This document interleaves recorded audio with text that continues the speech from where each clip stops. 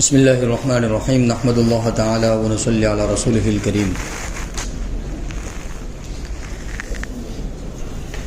گزشتہ کل کی جو تفسیر تھی ہماری وہ سورہ نور سے متعلق تھی، جس میں اللہ رب العزت نے زنا کی سزائیں بیان فرمائی تھی، اور اگر کوئی مرد یا عورت کسی پر زنا کی تہمت لگاتے ہیں تو شرعی اعتبار سے ان کے ذمے کیا لازم ہے وہ اللہ رب العزت نے گزشتہ کل آیات کے اندر ارشاد فرمایا تھا۔ گویا کہ زنا کو ثابت کرنے کے لیے گواہی کا ایک نصاب ہے، وہ نصاب پورا ہونا ضروری ہے، 4 گواہوں کا ہونا، تبھی زنا ثابت ہوگا۔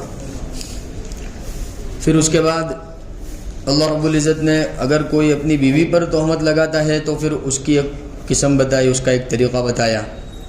پھر یہ تمہید کے بعد اللہ رب العزت نے حضرت عائشہ صدیقہ رضی اللہ تعالی عنہا کی شان میں کچھ آیات نازل فرمائیں۔ 10 آیتیں عائشہ صدیقہ رضی اللہ تعالی عنہا کی شان میں نازل ہوئی۔ اس کو واقع افک کہتے ہیں، کیونکہ اس میں اللہ رب العزت نے ارشاد فرمایا ان الذین جاءوا بالافک، کیونکہ قرآن پاک میں لفظ افک استعمال ہوا ہے، اس لیے اس واقعے کو واقع افک کہتے ہیں، یعنی حضرت عائشہ صدیقہ رضی اللہ تعالی عنہا پر جو زنا کی تہمت لگی وہ والا واقعہ۔ اللہ پاک فرماتے ہیں کہ تم میں سے ایک جماعت نے زنا کی تہمت لگائی، تو یہ جو واقعہ پیش آیا اللہ پاک فرماتے ہیں کہ لا تحسبوه شرا لکم، اس واقعے کو تم اپنے حق میں برا مت سمجھو، بل هو خیر لکم، بلکہ یہ تمہارے حق میں بہتر ہے۔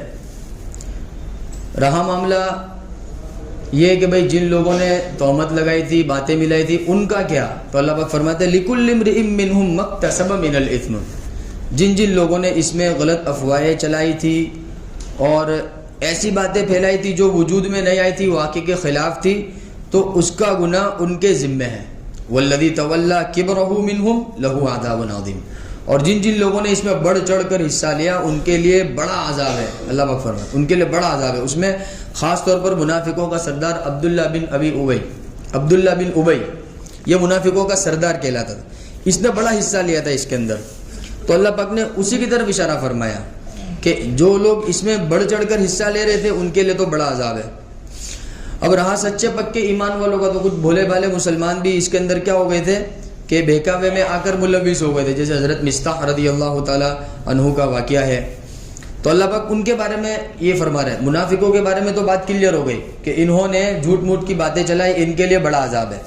اب وہ جو مسلمان جو بہکاوے میں آ گئے تھے ان کے لیے کیا؟ تو اللہ پاک ارشاد فرماتے کہ لولا اذ سمعتموہ ظن المؤمنون والمؤمنات بانفسهم خیرا، کہ جب سچے پکے ایمان والے مرد اور ایمان والی عورتوں نے جب اس بات کو سنا تھا تو وہ یوں کہتے تھے کہ بھئی یہ تو ہمارے لیے اچھا ہے، قالوا ھذا افک مبین، یہ تو بہت بڑا بہتان ہے۔ ان کو یہ کہہ دینا چاہیے تھا، کن لوگوں کو؟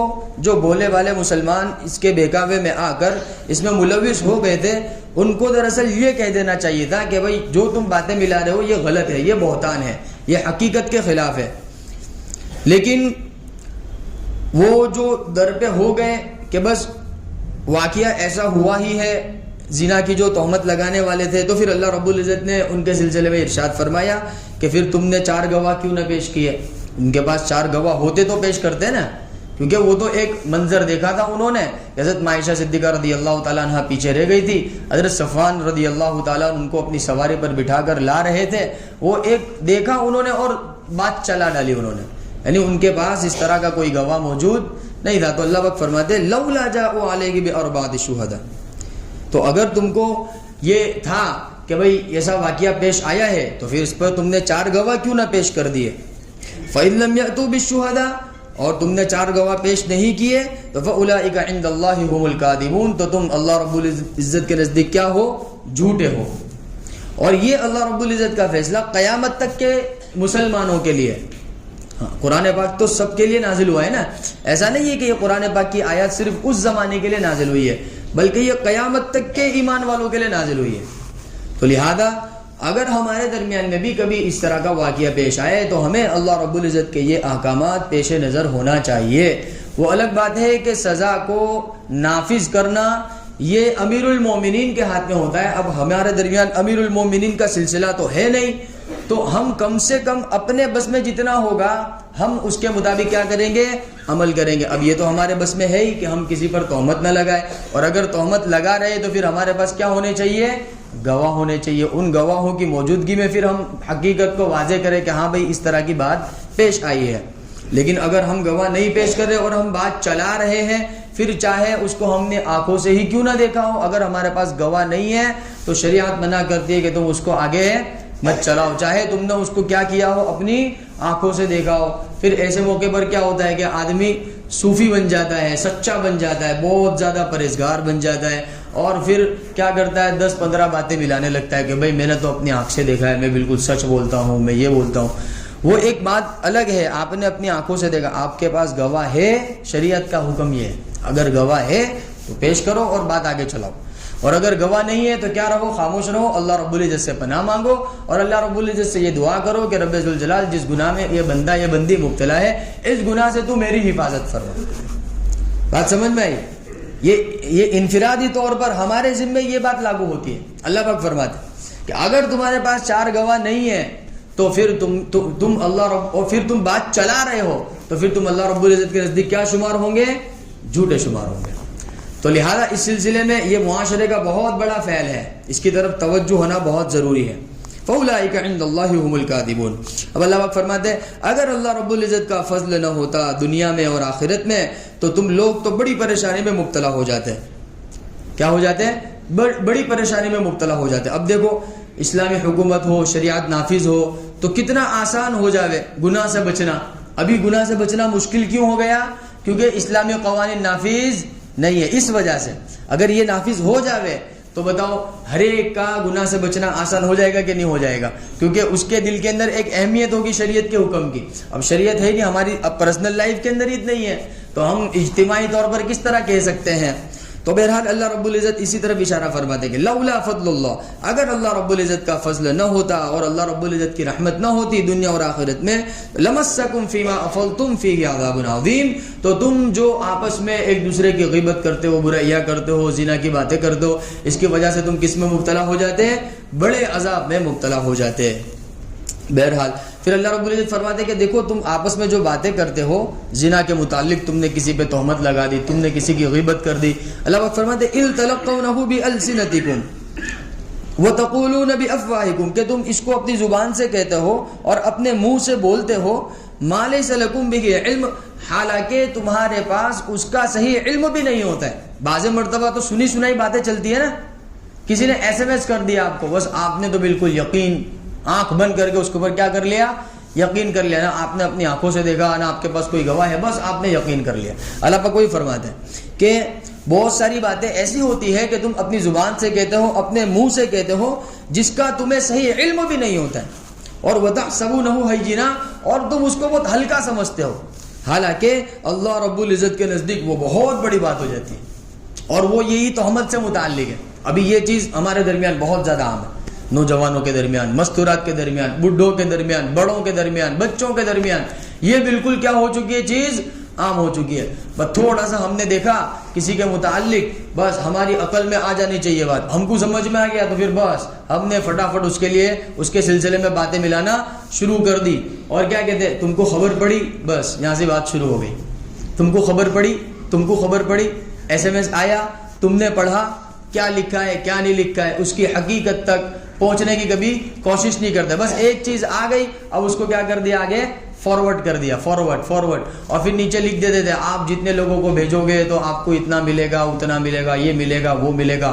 حق بات کو پھیلانا, یہ پھر سب طرح کی سب فضیلتیں کیا ہو جاتی ہے, نظروں کے سامنے آ جاتی ہے. اللہ رب العزت فرماتا ہے کہ جب تک تمہیں صحیح علم نہ ہو جاوے اور تمہارے پاس گواہ موجود نہ ہو, تب تک تم کسی کے بارے میں ایسی بات مت کہو جو اس کی عزت کو نیلام کرنے والی ہو. اور تم یہ بات کہنے میں اللہ پاک فرماتے ہیں کہ تم اس کو ہلکا سمجھتے ہو, ایک معمولی بات سمجھتے ہو, لیکن یہ چیز اللہ رب العزت کے نزدیک بہت بڑی ہو جاتی ہے اور یہ عمل نامے میں لکھی جائے گی. اس لیے اگر جو لوگ اس بیماری کے اندر مبتلا ہے تو وہ اسی مجلس میں اللہ رب العزت سے توبہ. بہت بری چیز ہے. ایک آدمی ہے کہ چلو نماز نہیں پڑھتا, روزے نہیں رکھتا, قرآن پاک وہ چلو یہ اس کا ایک اپنا انفرادی عمل ہے, ہو سکتا ہے اللہ رب العزت کی جانب سے اس کو مرنے سے پہلے ہدایت مل جاوے, اس کو توبہ کی توفیق مل جاوے اور وہ ایمان کی حالت میں دنیا سے جاوے, لیکن اس کا تعلق تو حقوق العباد سے ہے. جب تک بندہ معاف نہیں کرے گا وہاں تک اللہ رب العزت کی جانب سے بھی معافی کا اعلان نہیں ہوگا. یہ بہت بڑی چیز ہے. یہ تہمت کا معاملہ بہت بڑا.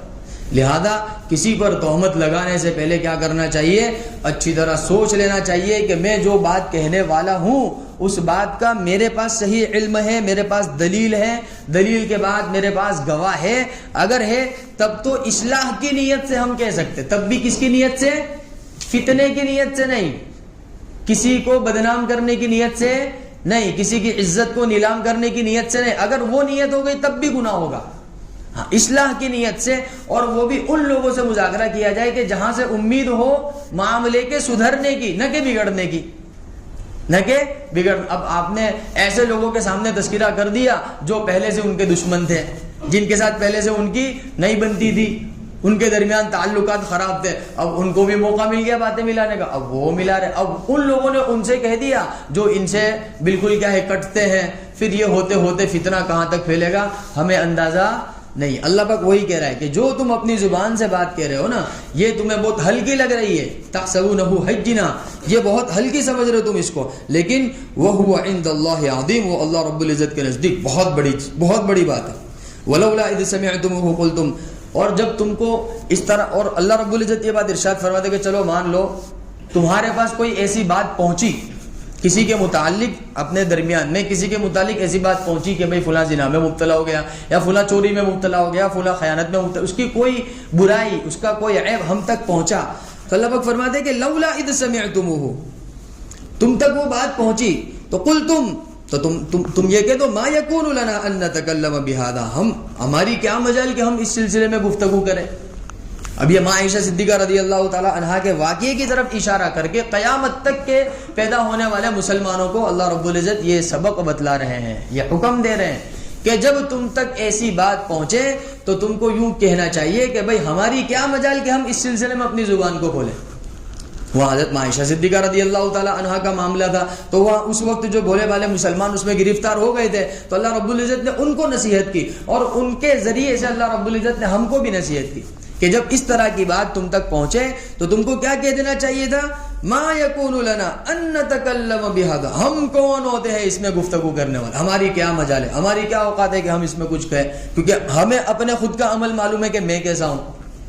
بھائی مجھے میری انفرادی زندگی معلوم ہے, مجھے میرے دل کا حال معلوم ہے, تو جب میرے پاس صحیح علم نہیں ہے تو میں اس کے سلسلے میں کیوں بڑھ چڑھ کر حصہ, اور میں کیوں اس کے سلسلے میں گفتگو کروں جو میرے علم میں ہی نہیں ہے. تو اللہ پاک فرماتے جب تمہارے علم میں نہیں ہے تو تم کو یہ کہہ دینا چاہیے, کیا کہہ دینا چاہیے, ما یکون لنا ان نتکلم بہذا, ہمیں کیا ضرورت ہے ان سب چیزوں میں پڑھنے کی. اب یہ ہماری اصطلاح کے اندر ہم یوں بھی کہہ سکتے بھائی ہم کو کیا لینا دینا ایسی باتوں سے, چھوڑو اس کو, چھوڑو اللہ رب العزت کے حوالے.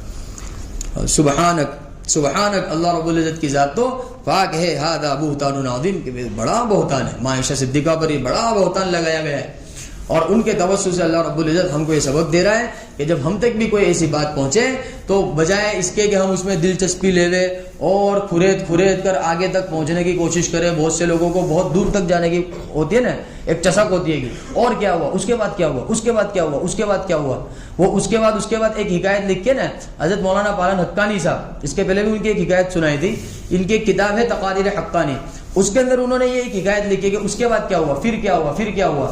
تو ایک علاقے کے اندر بادشاہ نے اعلان کیا کہ بھئی جو سب سے بڑی کہانی مجھ کو سنائے گا میں اس کو منہ بولا انعام دوں گا. تو جیسے ہی لوگوں کو پتا چلا, دیہاتوں میں بھی لوگ جھوک در جھوک بادشاہ کے پاس آنے لگے اپنی اپنی کہانیاں لے کر, اپنی حکایتیں لے کر سنانے کے لیے. تو بادشاہ ایک کی کہانی سنتا کہ بھئی یہ کہانی ایسی ہوئی, بادشاہ بولتا ہے پھر اس کے بعد کیا, تو بولے ختم, تو بولے نہیں تم انعام کے مستحق نہیں ہو. ایک کو فیل کیا, دوسرے کو فیل کیا, دوسرے کو فیل کیا, وہ لاسٹ میں بادشاہ یوں ہی کہتا پھر, تو اس کو کچھ سمجھ میں نہیں آیا, تو بولے بادشاہ کہانی ختم ہو گئی, تو بولے نہیں ابھی میرے کو تسلی نہیں ہوئی, جب تک میرا من نہیں بھرے گا وہاں تک تمہارے کو کہانی سنانی, اتنی لمبی کہانی سناؤ تب میں تم کو منہ بولا انعام دوں. اب ہوتے ہوتے ایک اخیر میں دیہاتی آیا, اب وہ دیہاتی آیا تو اس نے بادشاہ کو ایک حکایت سنائی کہ بادشاہ سلامت ایک بہت بڑا جنگل ہوتا ہے. بادشاہ بولتا بولے پھر؟ بولے جنگل کے اندر ایک بہت بڑا درخت ہوتا ہے. تو بولے پھر؟ بولے اس درخت کے اوپر بولے ایک چڑیا ہوتی ہے نا, ایک چڑیا کا وہ شوہر ہوتا ہے. بولے پھر؟ تو بولے پھر ان کے انڈے پیدا, وہ انڈے دیتی ہے چڑیا. تو بولے پھر؟ بولے وہ انڈے میں سے بولے بچے نکلتے ہیں, چوزے نکلتے ہیں. تو بولے پھر؟ بولے پھر کر کے وہ پھر کر کے اڑ جاتے ہیں. وہ کیا ہو جاتے ہیں؟ بولے پھر کر کے وہ بچے کیا ہو جاتے ہیں؟ اڑ جاتے ہیں. تو بادشاہ بولتا بولے پھر؟ تو بولتا ہے پھر. وہ بولتا ہے پھر؟ تو بولتا ہے پھر. وہ جب بادشاہ پھر بولتا ہے تب وہ دیہاتی کیا بولتا ہے؟ بولے بادشاہ سلامت وہ پھر ہو گئے. تو بولے پھر اب آگے, تو بولے ابھی وہ اڑ ہی رہے ہیں, وہ بھی کیا کر رہے ہیں؟ ابھی اڑ رہے ہیں. کہانی کے اندر کیا کر رہے ہیں؟ وہ اڑ رہے ہیں. تو یہ ایسا ہی بعض لوگوں کو کیا ہوتا ہے, اسٹوری کے اندر کیا ہے کہ ٹھیٹ تک جانے کی عادت ہوتی ہے کہ اس کے بعد کیا ہوا, پھر کیا ہوا, پھر کیا ہوا, تم نے کس کو بولا تھا, کیسا ہوا. یہ اچھی بات نہیں ہے. اللہ رب العزت یہ سب چیزوں میں پڑھنے سے کیا فرماتے ہیں؟ منع فرماتے. اللہ پاک فرماتے ہیں قل تم ایسا کہہ دو نا ما یکون لنا ان نتکلم بها, ارے ہماری کیا ضرورت ہے کہ ہم ان سب چیزوں کے اندر کیا کریں, پڑھے کہ جس کی وجہ سے کسی کی عزت نیلام ہو جاوے. ہاں واقعی طور پر اگر ہمارے دل میں اصلاح کی نیت ہو, کسی کا گھر بسانے کی اور کسی کے گھر کو برباد ہونے سے بچانے کی نیت ہو, تو پھر ہمیں ایسے لوگوں کے سامنے اس کا مذاکرہ کرنا چاہیے کہ جن سے واقعی طور پر اصلاح کی امید ہو. کیا ہو؟ معاملہ بچک جاوے, معاملہ خراب ہو جاوے, ایسی جگہ مذاکرہ کر کے کوئی مطلب نہیں ہے. تو بجائے فائدے کے کیا ہو جائے گا؟ نقصان ہو جائے گا. پھر کیا ہو جائے گا کہ پھر ایسے موقع پر پھر طلاق وجود میں آتی ہے. آپ کو معلوم ہے جب طلاق وجود میں آتی ہے تو کتنے گھر برباد ہوتے ہیں, کتنی زندگیاں برباد ہوتی ہیں. ایک معمولی بات تھوڑی ہے. تو یہ بہت بڑی چیز ہے جو اللہ رب العزت نے اس آیت کے اندر ارشاد فرمائی, ما یقول لنا ان نتکلم بهذا سبحانك هذا بهتان عظیم. اللہ پاک فرماتا ہے یعظکم اللہ, اللہ تم کو نصیحت کرتا ہے. اللہ پاک کیا کہہ رہا ہے؟ اللہ تم کو کیا کر رہا ہے؟ نصیحت کر رہا ہے. ان تعودوا لمثله ابدا ان کنتم مؤمنین, اگر تم سچے پکے ایمان والے ہو تو ایسے کام مت کرو کہ جس سے لوگوں کے درمیان کیا پھیلے؟ فتنہ پھیلے. وَيُبَيِّنُ اللَّهُ لَكُمُ الْآيَاتِ وَاللَّهُ عَلِيمٌ حَكِيمٌ. اور اللہ رب العزت تو اپنی آیتوں کو خوب واضح کر کے بیان کرتا ہے. اللہ رب العزت کسی سے ڈرتا گھبراتا نہیں ہے. جو اللہ رب العزت کو بیان کرنا ہوتا ہے اللہ رب العزت بیان کرتا ہے. اللہ جانتا ہے, اللہ حکمت والا ہے. پھر اللہ رب العزت نے ایک اور بات ارشاد فرمائی کہ وہ لوگ جو ایمان والوں کے درمیان فتنہ پھیلانے کے خواہش مند ہوتے ہیں, جو کیا پھیلاتے ہیں مسلمانوں کے درمیان, کیا پھیلاتے ہیں؟ فتنے پھیلاتے ہیں. اس میں ایک یہ زنا کی بات بھی ہے, اس میں ایک چوری کی بات بھی ہے. یعنی ہر وہ چیز جس میں کسی ایمان والے کی عزت نفس کا معاملہ ہو اور جس سے فتنہ پھیلنے کا اندیشہ ہو. اور جو لوگ یہ چاہتے ہیں کہ مسلمانوں کے درمیان, ایمان والوں کے درمیان برائی عام ہو جاوے, بے حیائی عام ہو جاوے, جیسے آج کل ہے بے حیائی کیا ہوتی جا رہی ہے؟ عام ہوتی جا رہی ہے. مستورات کے کپڑوں کے اعتبار سے بے حیائی کیا ہوتی جا رہی ہے؟ عام ہوتی جا رہی ہے. بچوں کی ذہنیت کے اعتبار سے بے حیائی عام ہوتی جا رہی ہے. نوجوان مرد, بوڑھے مرد, سب کے اعتبار سے بے حیائی کیا ہوتی جا رہی ہے؟ عام ہوتی جا رہی ہے. تو جو لوگ اس کا سبب بنتے ہیں ایسے لوگوں کے لیے اللہ رب العزت نے آیت نازل فرمایا کہ ان الذين يحبون ان تشيع الفاحشة في الذين آمنوا, جو لوگ ایمان والوں کے درمیان برائی کے پھیلانے کے متمنی ہیں, جو خواہش رکھتے ہیں اور یہی کام میں لگے رہتے ہیں, تو اللہ پاک فرماتے ہیں لہم عذاب علیم فی الدنیا والآخرہ, ان کے لیے دردناک عذاب ہے دنیا میں بھی اور آخرت میں. اور تجربے کی بات ہے, تجربے کی بات ہے, جو لوگ ایسے کاموں میں ملوث ہوتے ہیں, ہم نے دیکھا ہے کہ ان کی دنیا بھی بس ایسی ہی گزر رہی ہے اور ایسی ہی حالت میں وہ دنیا سے رخصت ہو گئے. کرتے کرتے دنیا سے کیا ہو گئے؟ وہ رخصت ہو گئے اور پیاس کی شدت کے اندر وہ دنیا سے رخصت ہوئے. یہ اللہ رب العزت کی اس آیت کی طرف اللہ رب العزت نے اشارہ فرمایا کہ جو لوگ ایسی چیزوں میں ملوث ہوتے ہیں لہم عذاب علیم فی الدنیا, دنیا کے اندر بھی ان کے لیے دردناک عذاب ہے, والآخرہ, اور آخرت بھی ان کے لیے کیا ہے؟ دردناک عذاب ہے. واللہ یعلم وانتم لا تعلمون, اللہ جو جانتا ہے وہ تم نہیں جانتے ہو. پھر دوبارہ اللہ رب العزت کہہ رہا ہے ولولا فضل اللہ علیکم ورحمتہ, اگر اللہ رب العزت کا فضل اور اس کی رحمت نہ ہوتی تو تم کیا ہو جاتے؟ کہ برباد ہو جاتے, ہلاک ہو جاتے, تم اللہ کی رحمت سے مایوس ہو جاتے, دور ہو جاتے. لیکن وَأَنَّ اللَّهَ رَؤُوفٌ الرحیم, اللہ رب العزت تو اپنے بندوں کے ساتھ نرمی کا معاملہ کرنے والا ہے, رحم کا معاملہ کرنے والا ہے. اللہ کر ہمیں بات سمجھ میں آ جاوے اور آج کی آیات میں اللہ نے جو احکامات نازل فرمائے ہیں ان تمام پر عمل کرنے کی اللہ رب العزت ہمیں زیادہ سے زیادہ توفیق عطا فرماوے. سبحان اللہ و بحمدہ, سبحان اللہ.